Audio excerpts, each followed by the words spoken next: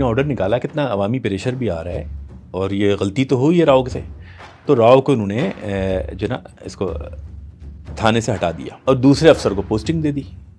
जब दूसरा अफसर थाने गया राव साहब के पास चार्ज लेने, तो राव साहब ने उसको टॉर्चर सेल में उल्टा लटकाया, उसको मारा, उसको बोला कि भाई डीआईजी कौन होता है, पोस्टिंग तो मैं अपनी मर्जी से लेता हूँ, तो तू मेरे पास चार्ज लेने कैसे आया, जब मैंने चार्ज छोड़ूंगा तो लेगा ना, मैं तो आया कैसे। तो ये बड़ा वाक़या हो गया और डीआईजी साहब तब गए।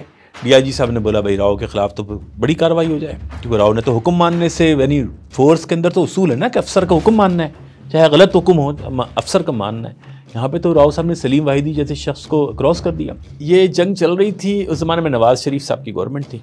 प्राइम मिनिस्टर ने डीआईजी कराची को डायरेक्ट फ़ोन किया, हालांकि प्राइम मिनिस्टर आपको पता है आईजी को करेगा, इनको नहीं करेगा। प्राइम मिनिस्टर वज़ीर दाखिला को करेगा, आईजी को भी नहीं करेगा। नवाज़ शरीफ साहब ने इनको फ़ोन किया।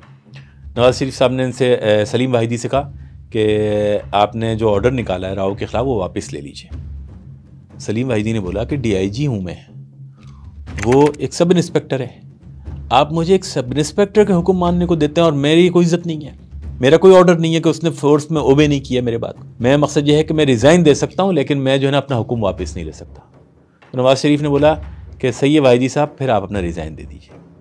तो सलीम वाहिदी को डीआईजी कराची का ओहदा छोड़ना पड़ा, राव अनवार को वो हटा नहीं सके एसएचओ शिप से, तो उसके खिलाफ कार्रवाई नहीं कर सके। तो आप ये ना समझें कि सिर्फ जरदारी साहब सपोर्ट करते थे या पीपल्स पार्टी सपोर्ट करती थी।